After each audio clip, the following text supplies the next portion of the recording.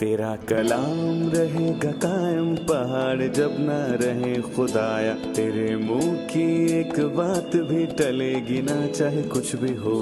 तेरी मान दिए है जिंदा सोने से भी कीमती, मेरा दिल ये दे गवाही है ये किताब अजीम। नाज़िल करे अपना कलाम, शिकस्ता दिलों को सुकून मिले, तारीखी दूर हो मेरी राहें रोशन कर। दिल अपना कलाम कसरत से ए खुदा बदल दे, रिहाई दे कसरत से फल मिला, कलाम रहेगा कायम पहाड़ जब। अजीज नाजरीन, मैं अयाद ज़रीफ आप तमाम देखने वालों को हमारे रोज के बाइबली मुतालियाती प्रोग्राम की नई किस्त में खुशामदीद कहता हूँ। नाजरीन, इस प्रोग्राम में हम बाइबल मुकद्दस की तमाम किताबों यानी पैदाइश ता मुकाशफा हर सोमवार से जुमा के दिन तक मुताला पेश कर रहे हैं। नाजरीन, अभी हम यिर्मयाह की किताब का मुताला कर रहे हैं और ये किताब अंबिया अकबर में से एक है और आज की किस्त में 48वें बाब और 49वें बाब का मुताला करेंगे। आज की किस्त में हम चंद एक पेशगोइयों का मुताला करेंगे जो इसराइल के इर्द गिर्द कुछ कौमों से मुखातिब होकर की गई थीं।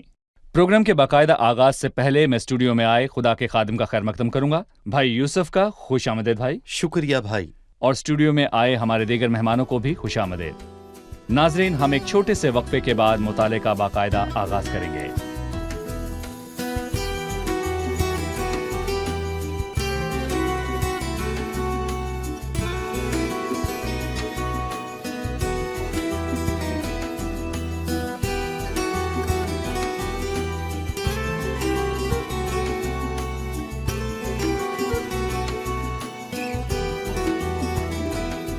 खुशामदीद भाई। आपका शुक्रिया। 47वें बाब में फलस्तियों के बारे में पेशगोई के ताल्लुक से बात करने के बाद हमने इस बाब का आगाज मुआब के बारे में पेशगोई के ताल्लुक से बात करते हुए किया। सबसे पहले ये बताने की जरूरत है कि मुआबी कौन थे और उनको तबाह करने की क्या वजह थी। मुआबी वो लोग हैं जो दरिया यर्दन के मशरिक में रहते हैं, और अगर हम लोगों की तरतीब की बात करें तो जो उस इलाके में रहते थे तो हमें शुमाल में अमोनी और जनूब में मुआबी नजर आते हैं। जनूब में दरिया यर्दन के मशरिक की जानिब अदूम है और मुआब लूत और उसकी बेटियों के दरमियान नाजायज ताल्लुक का फल है, जो अपने बाप से हामला हुईं, जो अपने बाप से पैदा हुईं, और यूं मुआब गैर फितरी तौर पर पैदा हुआ। और इस बाब में मुआब के जिस मसले का जिक्र किया गया वो बहुत पेचीदा है। मिसाल के तौर पर यहाँ 7वीं आयत में लिखा है, चुनाचे तूने अपने कामों और अपने खजानों पर तकिया किया, वो जो कुछ था उसने उस पर फख्र किया। और फिर 13वीं आयत में मुआब के माबूद कामूस के बारे में हम वाज़े तौर पर पढ़ते हैं, जिसकी मुआबी प्रस्तश करते थे। ये बहुत ही बुरा माबूद था और बुत परस्त कौमों में कामूस की प्रस्तश नहायत नफरत अंगेज अमल था। इसलिए ये एक और वजह है जिसकी वजह से खुदा का गजब उस कौम पर भड़का। पहली और फिर 26वीं आयत में बाइबल में लिखा है, उसने अपने आप को खुदा के मुकाबिल बुलंद किया और मुमकिना तौर पर खुदा के लोगों पर हमला करके। और आखिर में 29वीं आयत में बताया गया है कि खुदा को सबसे ज्यादा किस चीज से नफरत है। हमने मुआब के गरूर के बारे में सुना है कि वो बहुत मगरूर थे, और यकीनन हम जानते हैं कि खुदा मगरूरों का मुकाबला करता है मगर फरोतनों को तक़वियत बख्शता है, और ये मुआब के बारे में भी आम ख्याल था। और जो बुरे काम उसने किए जिसके बायस खुदा की अदालत का जाहिर होना लाजिम था। इसलिए यिर्मयाह चंद एक वजूहात बताते हुए जिक्र करता है कि क्यों खुदा ने इस कौम को तबाह कर दिया। चूंकि तूने अपने कामों और खजानों पर तकिया किया। जी, चूंकि तूने अपने कामों और अपने खजानों पर तकिया किया, इसलिए तू भी गिरफ्तार होगा और कमूस अपने काहिनों और उमरा समेत असीर होकर जाएगा। यहाँ वो न सिर्फ मुआब के खिलाफ अदालत का जिक्र करता है बल्कि मुआब के माबूद के खिलाफ भी। भाई यूसुफ, मुझे आपकी जरूरत है ताकि आप मुआब के खुदा और इसराइल के जिंदा खुदा के दरमियान मुआजना पेश करें। देखें, हर किस्म की बुत परस्ती, जैसा कि पुराना अहदनामा हमें बताता है, ना सिर्फ बुत परस्त कौमों के बुतों के ताल्लुक से है बल्कि यह हकीकत भी है कि यह परस्त शैतान के लिए थी। लिहाजा एक सच्चा और जिंदा खुदा है और उसके अलावा कोई भी माबूद बुत और शैतान है। बुत परस्ती को दो चीज़ों से नुमाया किया गया है, क्योंकि शैतान खुदा की मुतज़ाद शख्सियत है और ना ही वो मोहब्बत है और ना ही वो नूर है। और मैं कहूँगा कि बुत परस्तों की परस्तिश में जुल्म और नापाकी बहुत नुमाया है। तारीख़ इंसानी के आगाज़ से आज के दिन तक हर किस्म की बुत परस्ताना परस्तिश इन दो चीज़ों से आया है, यानी कि जुल्म और बग़ैर किसी वजह के नाकाबिले फ़हम सख्ती और इसके अलावा उनकी नापाकी। बुत परस्त अक़वाम की परस्तिश के ताल्लुक से ये आम ख्याल है कि कामूस उन बुतों में से था जिसकी मुआबी परस्तिश करते थे। लेकिन इसराइल के सच्चे और जिंदा खुदा की पहचान रहम और पाकीज़गी है, जिस बात ने खुदा को सबसे ज्यादा गुस्सा दिलाया कि वो अपने ही लोगों को असीरी में भेजे। वो उनकी नापाक जिंदगी बसर करना चाहता था। उसने अपने लोगों की इस हालत से नफरत की। देखें, मुकाशफा की बुलंदी हमें नए अहदनामे में नजर आती है, जब मसीह हम पर यह जाहिर करने के लिए आया। खुदा मोहब्बत है और आसमानी बाप आपसे मोहब्बत करता है। यही वो पैगाम है जो उसने हमसे सुना और हम उसकी खबर तुम्हें देते हैं कि खुदा नूर है और उसमें तारीकी नहीं है। 11वीं आयत में मुआब को बयान करते हुए यिर्मयाह ने कुछ जुमले कहे जिनके ताल्लुक से कुछ वजाहत करने की जरूरत है। मुआब बचपन ही से आराम से रहा है और उसकी तलछुट तह नशीन रही। ना वो एक बर्तन से दूसरे में उंडेला गया और ना असीरी में गया, इसलिए उसका मजा उसमें कायम है और उसकी बू नहीं बदली। भाई यूसुफ, हम इस आयत के क्या मानी अक्स करें? दर हकीकत इन अल्फाजों को वो लोग अच्छी तरह समझ सकते हैं जो कि मैं तैयार करते हैं, और जब वो अंगूरों को रोनते हैं तो तलछट बर्तन के नीचे मैं कहूँगा कि तह में चली जाती है, और जब तक तमाम तलछट नीचे ना बैठ जाए वो उसका इंतज़ार करते हैं और बचे हुए तलछट के आखिरकार ज़र्रात कहाँ जाते हैं। और अंगूर के रस को एक बर्तन से दूसरे बर्तन में मुंतकिल करना ज़रूरी है, और इस अमल को बहुत बार दोहराना पड़ता है जब तक कि मैं का जायका ज़्यादा अच्छा ना हो जाए। लेकिन दूसरी तरफ मुआब हैं जो बचपन ही से आराम से रिहा हैं, और लिखा है कि उसकी तलछट तय नशीन रही, जो कि अंगूर के रस के ज़रात हैं। ना वो एक बर्तन से दूसरे बर्तन में उंडेला गया और ना असीरी में गया, और इसका मतलब ये है कि उसका मज़ा एक आम आदमी का मज़ा है, पुराना इंसान, इसलिए उसका मज़ा उसमें कायम है और इसलिए उसकी बू नहीं बदली। गोया यिर्मयाह कहता है कि जब खुदा किसी शख्स को मलामत करता है और उसकी अदालत करता है तो इसका मतलब ये होता है कि उस शख्स को अपने बहुत से बुरे कामों से तौबा करने की ज़रूरत है। तो भी मुआब जो एक बर्तन से दूसरे बर्तन में उंडेला नहीं गया, जिसका मतलब ये है कि वो असीरी में नहीं गया और उसका मज़ा उसमें कायम है और उसकी बू नहीं बदली। भाई यूसुफ, मुझे मुआब के बचपन से आराम में रहने के ताल्लुक से आपकी राय चाहिए, और यह भी कि उसकी बू नहीं बदली। 12वीं आयत में लिखा है, सो देख वो दिन आते हैं, खुदाउन फरमाता है कि मैं उंडेलने वालों को उसके पास भेजूंगा कि वो उसे उल्टाएं और उसके बर्तनों को खाली और मटकों को चिकनाचूर करें। तब मुआब कमूस से शर्मिंदा होगा, जिस तरह इसराइल का घराना बैतेल से, जो उसका भरोसा था, खज्जल हुआ। यहां मैं आसानी से ये बात कबूल कर सकता हूं कि मुआब कमूस से शर्मिंदा होगा जिस पर उसने भरोसा किया था लेकिन उसे मायूस किया। लेकिन मुझे इस बात की वजाहत चाहिए कि बनी इसराइल का घराना बैतेल से शर्मिंदा हुआ। भाई यूसुफ, इस बात की वजाहत की जरूरत है। ये बात हमें निबात के बेटे रोहबाम की तरफ ले जाती है, जिसने बैतनिया और दान में इसराइल से गुनाह करवाया, जो कि इसराइल के मुल्क के शुमाल और जनूब के इलाके में है। इसीलिए बैतेल, जिसका बहुत शानदार मतलब है कि खुदा का घर, लेकिन बदकिस्मती से ये जगह सोने के बछड़े की परस्तिश में बदल गई। और मैं यहाँ पर कहूँगा कि बदकिस्मती से 10 कबीले दीगर 2 कबीलों की निस्बत पहले ही असीरी में चले गए थे, और फिर ये उस वक्त हुआ जब असूर के बादशाह ने उन्हें असीर कर लिया। उस वक्त बनी इसराइल का घराना अपने बछड़ों से शर्मिंदा हुआ जो कि उनको बचा नहीं सकते थे।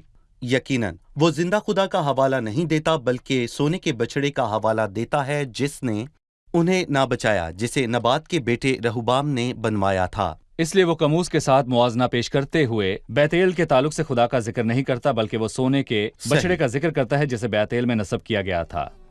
ठीक है, अभी हम एक रिपोर्ट देखेंगे, फिर मुताले में आगे बढ़ेंगे। बकिया ने एक ऐसी जगह की तलाश शुरू की जहां पर वो जा सकें। लेकिन वो कहाँ जा सकते थे? वो किस मुल्क पर इन्हिसार कर सकते थे? इर्द गिर्द के कुछ मुल्क दुश्मन थे, इसलिए क्या वो उनसे तहफ़्फ़ुज़ मांगने की जुर्रत कर सकते थे? इसका जवाब नफी में है, क्योंकि फ़लस्तीनियों के मुल्क पर भी हमला होने को था, क्योंकि ये तमाम कौमें इसी अदालत का सामना करेंगी जिसका इसराइल ने सामना किया। इसलिए यहूदा के बकिया के लिए कोई पनाह नहीं होगी। वो किसी की मदद हासिल नहीं कर सकेंगे। उनकी वाहिद मदद सिर्फ खुदावंद ही की तरफ से होगी, तो भी वो उसके तालिब न होंगे। नाजरीन, क्या ये यिर्मयाह की किताब का पैगाम आपकी हौसला अफजाई करता है कि आज के दिन आप खुदावंद की तरफ निगाह करें और उसके तालिब हो? 47वीं आयत में लिखा है, बावजूद इसके कि मैं आखिरी दिनों में मोआब के असीरों को वापस लाऊंगा। खुदावंद फरमाता है, खुदावंद ने यह सब कब किया? खुदावंद ने मोआब को कब और कैसे बहाल किया? देखें, हमें ये सीखना है कि इस पेशगोई के सबब से पहली तकमील नबूकदनेस्सर के आखिरी अयाम में हुई, जब उसने इसराइल पर हमला किया और इर्द गिर्द का एक भी मुल्क ना बचा और इसराइल का मुल्क, यहूदा और दीगर तमाम मुल्क असीरी में चले गए। 16वीं आयत में लिखा है कि नजदीक है कि मोआब पर आफत आए, उनका वबाल दौड़ता आता है। और 20वीं आयत में लिखा है कि मोआब रुसवा हुआ क्योंकि वो पस्त कर दिया गया। वावेला मचाओ और चिल्लाओ। अरनून में इश्तिहार दो कि मोआब गारत कर दिया गया। फिर 42वीं आयत में हम पढ़ते हैं, और मोआब हलाक किया जाएगा और कौम ना कहलाएगा, इसलिए कि उसने खुदावंद के मुकाबिल अपने आप को सरबुलंद किया। ये बातें मोआब के खिलाफ अदालती आफतें हैं और जो उस पर नबूकदनेस्सर के दिनों में नाजिल हुईं, लेकिन आखिर में बहाली है। और इस वक्त के ताल्लुक से पतरस ने वाज़े तौर पर कहा कि वो वक्त जब सब चीजों की बहाली की जाएगी। और इस बात की आखिरी आयत में लिखा है कि बावजूद इसके कि मैं आखिरी दिनों में मोआब के असीरों को वापस लाऊंगा। ये वाज़े है, इस बात का इशारा आखिरी दिनों की तरफ है जिनमें मसीह बादशाही करेगा। ऐसा मालूम होता है कि मसीह की 1000 साला बादशाही में कुछ लोग इसराइल के साथ बरकत पाएंगे, इसमें मोआब भी शामिल होगा। सही भाई यूसुफ, अब मैं 49वें बाब की तरफ आऊंगा, जिसमें अमून, अदूम, दमिश्क, केदार, हसूर और एलाम के ताल्लुक से कुछ पेशगोइयां मौजूद हैं। 49वें बाब की पहली चंद आयात में वो अमून के बारे में नबूवत शुरू करता है। बनी अमून की बाबत खुदावन यूं फरमाता है कि क्या इसराइल के बेटे नहीं हैं? क्या उसका कोई वारिस नहीं? फिर मिल्कूम ने क्यों जद पर कब्जा कर लिया और उसके लोग उसके शहरों में क्यों बसते हैं? इसलिए देख वो दिन आते हैं, खुदावन फरमाता है कि मैं बनी अमून के रब्बा में लड़ाई का हुल्लड़ बर्पा कर दूंगा और वो खंडर हो जाएगा और उसकी बेटियां आग में जलाई जाएंगी। तब इसराइल उनका जो उसके वारिस बन बैठे थे वारिस होगा। खुदावन फरमाता है। मुझे अमून के बारे में कुछ बताइए, उनके लिए खुदा की अदालत की क्या वजूहात थी? हमने देखा कि अमूनी लोग दरिया यर्दन के मशरकी हिस्से में रहते थे और मौजूदा उर्दन की बादशाहत का शुमाली हिस्सा वो जगह है जहां रोबन, जद और मनस्सी का आधा कबीला रहता था। यही वो कबीले हैं जो कि असूरियों की असीरी में गए और जद का कबीला असीरी में गया।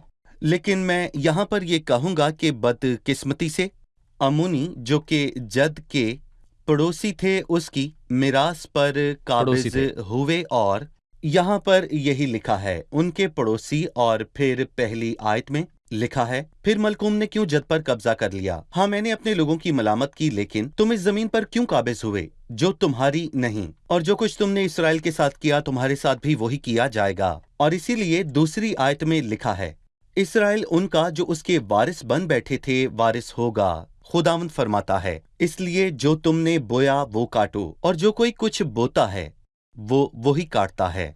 सही। फिर 7वीं आयत से 12वीं आयत में अदूम के खिलाफ नबूवत हुई। मेहरबानी से हमें बताइए कि अदूम कौन है और उसने बनी इसराइल के लोगों के खिलाफ क्या किया था कि खुदावंद ने उसकी अदालत की? अदूम याकूब का भाई है, बल्कि उसका जुड़वा भाई है। वो दोनों जुड़वा भाई थे, लेकिन बदकिस्मती से वो ईसाऊ की नस्ल से है। हाँ, वो असऊ की नस्ल से था। अदूम असऊ है। वो शुरू ही से खुदा के लोगों के मुखालिफ था, बल्कि मूसा के दिनों से उसने इसराइल को अपने मुल्क से गुजरने ना दिया कि वो वादे के मुल्क तक पहुंच सकें। और जब हम उबैदिया की किताब को पढ़ते हैं तो हम समझते हैं कि अदूम खुदा के चुने हुए लोगों से किस कदर नफरत करता था। अदूम के बारे में यसाया 34 और 63 में एक नबूवत है। इन आयात में हम 2 नकात पर गौर कर सकते हैं और यहाँ पर 2 चीजें अहम हैं। पहला ये कि अदूम के लिए बहाली के ताल्लुक से कोई जिक्र नहीं है, जिस तरह से मुआब और अमून के लिए जिक्र किया, और जैसा कि हमने पिछले बाब के आखिर में पढ़ा कि मैं मुआब के असीरों को वापस लाऊंगा। 49वें बाब की 6ठी आयत, मगर उसके बाद मैं बनी अमून को असीरी से वापस लाऊंगा। खुदाम फरमाता है, क्या अदूम के लिए बहाली है? नहीं। अब सवाल ये पैदा होता है क्यों नहीं। इसकी वजह वो 3 चीजें हैं जो अदूम ने इसराइल के साथ की, और मेरा यकीन है कि हम इसके तसव्वुर को मुकर्रर कर सकते हैं कि जो ये करेगा उसका अंजाम हौलनाक है। पहली चीज है गरूर। वो बहुत ही मगरूर है, खुदा मगरूरों का मुकाबला करता है। और दूसरी चीज ये है कि उसने उन चीजों की हकारत की जो खुदा ने उसे बख्शी थी। वो जिनसी बद अखलाकी का शिकार था, वो नापाक था, और उसने एक वक्त के खाने के लिए अपने पिलोठे होने के हक को बेच दिया। और तीसरा नुक्ता, खुदा के लोगों के खिलाफ नाकाबिले फहम नौयत की दुश्मनी है।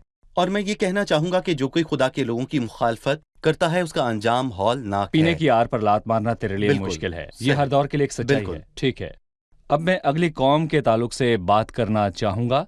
जी, दमिश्क 23वीं आयत से 27वीं आयत यहाँ मरकूम है। दमिश्क किस तरह से खुदा के लोगों के मुशाबा है, यहाँ इसका जिक्र है, और इसके खिलाफ अदालत क्यों हो गई। देखें भाई, मैं यहाँ पर ये कहना चाहूंगा कि दमिश्क बाइबल मुकद्दस में सबसे कदीम तरीन शहर है। यकीनन मिस्र भी कदीम है, लेकिन मिस्री जहाँ भी अब्राहम गया उनकी जगह दूसरे शहरों ने ले ली।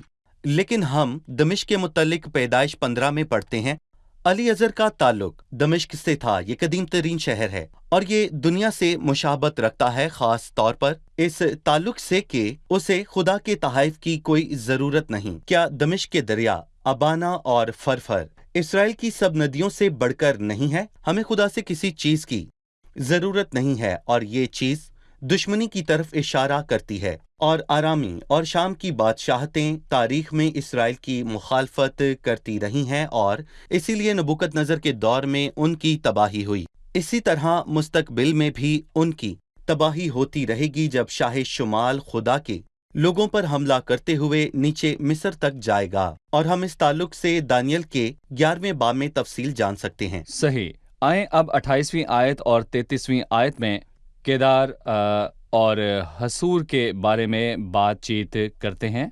भाई यूसुफ, केदार और हसूर कौन सी कौमें हैं और उनका खुदा के लोगों के साथ क्या ताल्लुक है? केदार इस्माइल का बेटा है, जो कि हाजरा का बेटा है, जो कि अब्राहम की बीवी थी। पर ये कहाँ पर वाक़े है? उस वक्त ये सऊदी अरब के शुमाल में वाक़े है। और हम दूसरे बाब में केदार के बारे में पढ़ते हैं। ये बेहतर होगा कि हम यिर्मयाह के दूसरे बाब में केदार के ताल्लुक से इस नबूवत को पढ़ें। दूसरा बाब 9वीं आयत से हम पढ़ते हैं, इसलिए खुदा फरमाता है, मैं फिर तुमसे झगड़ूंगा और मैं तुम्हारे बेटों और बेटियों से झगड़ूंगा, क्योंकि पार गुजर कर कितुपम के जजीरे में देखो, केदार में कासिद भेजकर दरियाफ्त करो और देखो कि ऐसी बात कहीं हुई है।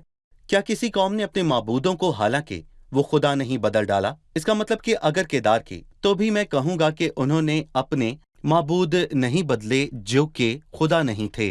वो अपने माबूदों के साथ? जी हाँ, बिल्कुल। लेकिन खुदा के लोग जो सच्चे जिंदा खुदा को जानते थे, उन्होंने अपने जलाल को मुनाफे में बदल दिया।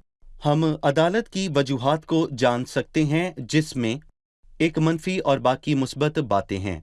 हम ये बात यसाया 21 में देखते हैं, अरब के बारे में बारे नबूवत, ए ददनियों के काफलो, तुम अरब के जंगलों में रात काटोगे। वो प्यासे के पास पानी लाए और तिमनिया की सरजमीन के बाशिंदे रोटी लेकर भागने वालों से मिलने को निकले। अफसोस कि उन्होंने ऐसा नहीं किया। इसलिए 16वीं और 17वीं आयत में लिखा है कि मजदूरों के बरसों के मुताबिक 1 बरस के अंदर अंदर केदार की सारी हशमत जाती रहेगी। ये मनफी पहलू है। जहां तक मुस्बत पहलू की बात है, तो वो खुदा के लोगों के दुश्मन थे। ये ज़बूर 3:5 में मौजूद है, क्योंकि उन्होंने एका करके आपस में मशवरा किया है, वो तेरे खिलाफ अहद बांधते हैं। ये कौन लोग हैं? अदूम के अहले खैमा और इस्माइली, मुआब और हाजरी इस फहरिस्त में वो कौमें शामिल हैं जो एक खास वजह से खुदा के लोगों के दुश्मन थे और इसीलिए वो तबाही के लायक थे। ये वो लोग हैं जिन्होंने इसराइल को घेरे रखा और उन्हें किसी न किसी तरीके से परेशान किए रखा और खुदावंद ने इंतकाम लिया क्योंकि उन्होंने खुदा के लोगों को सताया। अब हम मेहमानों से उनका सवाल जानेंगे। 34वीं आयत एलाम के बारे में है। एलाम कौन है और किस किस्म की हलाकत उसके लिए मुकर्रर की गई है? एलाम के बारे में उसकी तबाही की नौयत के बारे में मजीद बताइए। हम पैदाइश के 20वें बाब की 22वीं आयत में सिम की नस्ल के बारे में पढ़ते हैं। ये लोग असूर और मादी और फारस और बाबल के साथ के इलाके में रहा करते थे और ये इलाका शाह बाबल के हमलों के लिए आसान निशाना था। दीगर ने बाबल पर हमला किया जैसा कि हमने यसाया 21 में पढ़ा है, और मैं कहूँगा कि हम इस बाप से एक अच्छा सबक हासिल कर सकते हैं। एक भी कौम खुद को बचाने की अहलियत नहीं रखती थी, इसलिए कैसे मुमकिन है कि इसराइल खुद को बचाने के लिए दूसरों की मदद लेता? अगर कोई कौम खुद को महफूज नहीं कर सकती तो इसराइल को कैसे बचा सकती है? इस बात से हम ये बात सीखते हैं कि क्या कोई मुकद्दस है जो खुद को बचा सकता है, चाहे वो कितना ही अजीम क्यों ना हो। मिसाल के तौर पर मुबारक मुकद्दसा मरियम ने लूका के पहले बाब में अपने हमद के गीत में ये कहा है कि मेरी जान खुदाम की बड़ाई करती है और मेरी रूह अपने मुनजी खुदाम में शादमान है जो मेरा बचाने वाला है। अगर मुकद्दसा मरियम ने कहा कि खुदा मेरा निजात दहिंदा है, और अगर पौलुस ने कहा कि ये बात हर तरह से काबिल कबूल और काबिल भरोसा है कि खुदावंद यीशु मसीह गुनाहगारों को बचाने के लिए दुनिया में आया, जिनमें से एक सबसे बड़ा मैं हूँ, मैं बड़ा गुनाहगार हूँ, और अगर पतरस ने कहा कि किसी दूसरे के वसीले निजात नहीं, तो फिर इसराइल उन कौमों की मदद की तालिब क्यों हो? वो कौमें जो खुद को भी बचा नहीं सकती, और आप जो मसीह के नाम से कहलाते हैं, मसीह के अलावा किसी से निजात के ख्वाहिशमंद हो, जिनके अंदर खुद कोई निजात नहीं। सही, शुक्रिया भाई यूसुफ, इस वजाहत के लिए शुक्रिया। हमें हकीकी तौर पर खुदा के कलाम को सीखने की ज़रूरत है कि मसीह के अलावा सही और किसी के पास निजात नहीं है। मसीह से दूर होकर आपको दुखों से निजात हासिल नहीं हो सकती। शुक्रिया भाई यूसुफ। अब हम मेहमानों से उनकी राय जानेंगे।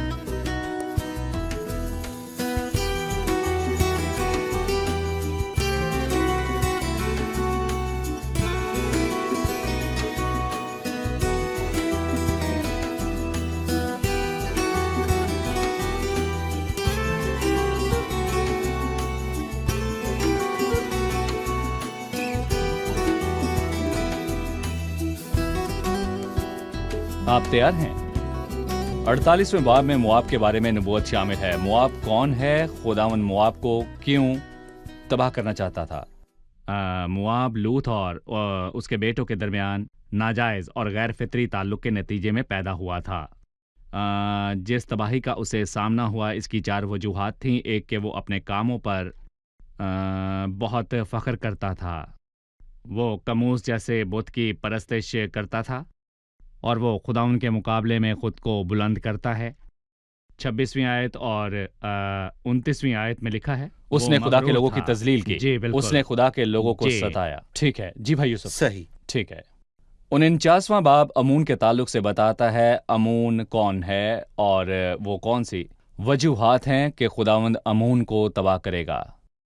अमून दरिया यर्दन की मशरकी सरहद की जानिब था, जहाँ जद रोबन और मनसी का आधा कबीला सुकूनत पजीर थे। जब ये कबीले असीरी में भेज दिए गए तो अमून ने मुल्क पर कब्जा कर लिया। इसलिए खुदावंद उनको सजा देगा क्योंकि वो मुल्क उनका नहीं था। ठीक है भाई यूसुफ, सही। इसके बाद अदूम का जिक्र है। वो कौन है और खुदावंद अदूम को क्यों तबाह करेगा? मुआब और अमून की तरह अदूम के लिए असीरी के बाद किसी बहाली का वादा क्यों नहीं किया गया? अदूम दरअसल ईसाऊ है, वो खुदा के लोगों का मुखालिफ था। अब्दिया और यसाया 34 और 63 बाब में उसके बारे में पेशगोई का जिक्र है।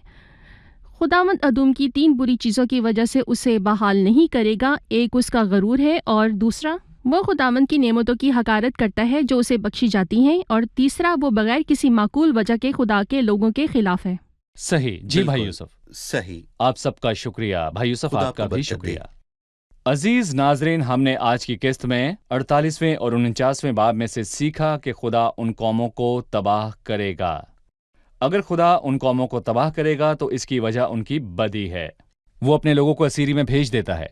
لیکن وہ اپنے لوگوں کے ارد گرد موجود قوموں کی بدی پر کوئی سمجھوتا نہیں کرے گا۔ خدا ان پاک خدا ہے اور وہ بدی اور برائی کرنے والوں کے خلاف ہے۔ اس لیے میں کہوں گا چونکہ خدا بدی کے خلاف ہے تو آپ کوشش کریں کہ آپ برائی سے جان چھڑائیں۔ یہ کس طرح کریں گے؟ اسی وقت خدا ان کی طرف رجوع کریں۔ وہ نجات دہندہ ہے اور وہی چھڑانے والا ہے۔ ایک دن وہ عدالت کرے گا۔ اگر آپ اسی وقت خدا ان کے پاس آ جائیں تو آپ اپنے گناہوں سے مکمل معافی حاصل کریں گے۔ لیکن اگر آپ اسے نظر انداز کریں گے یا اس کی مخالفت کرنے کا چناؤ کریں گے تو ایک دن آنے والا ہے جب وہ آپ کا نجات دہندہ نہیں رہے گا، نہ ہی چھڑانے والا، نہ ہی دفاع کرنے والا، اور پھر آپ عدالت کے دن اس کے حضور میں کھڑے ہوں گے اور وہ منصف ہوگا۔ زندہ خدا کے ہاتھوں میں پڑنا ہولناک بات ہے۔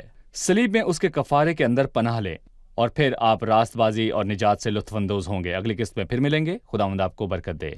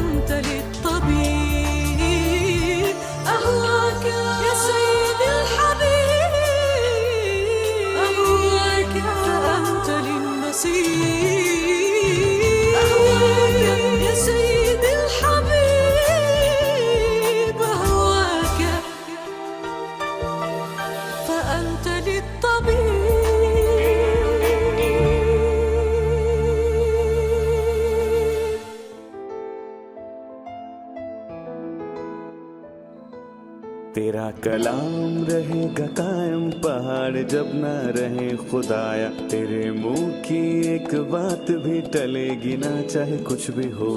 تیری مانند یہ ہے زندہ سونے سے بھی قیمتی، میرا دل یہ دے گواہی ہے یہ کتاب عظیم، نازل کرے اپنا کلام، شکستہ دلوں کو سکون ملے، تاریکی دور ہو میری راہیں روشن کر، دل اپنا کلام کثرت سے اے خدا بدل دے، رہائی دے کثرت سے پھل میں لاؤ۔ کلام رہے گا قائم، پہاڑ جب نہ رہے خدایا، تیرے منہ کی ایک بات بھی ٹلے گی نہ چاہے کچھ بھی ہو۔